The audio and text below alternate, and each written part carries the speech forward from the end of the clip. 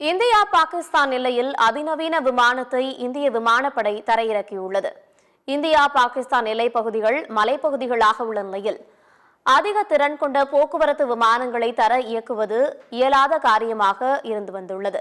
இதனால் பாதுகாப்பு துறைக்கு தேவையான தளவாடங்களை கொண்டு செல்லும் பணியை தரைவழியை மட்டுமே நம்பியிருந்தது.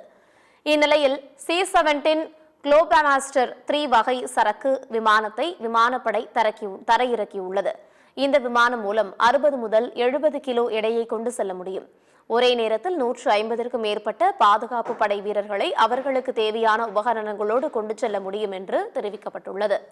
4 என்ஜின்களை கொண்ட விமானம் நேற்று டெல்லியில் உள்ள ஹிண்டன் விமானப்படை தளத்திலிருந்து புறப்பட்டு கார்கில் விமானப்படை தளத்தில் பாதுகாப்பாக தரையிறங்கியுள்ளது. வரலாற்று ரீதியாக இந்திய பாதுகாப்பை இந்த முயற்சி மேலும் வலுப்படுத்தும் என்றும் பாதுகாப்பு அமைச்சகம் தெரிவித்துள்ளது.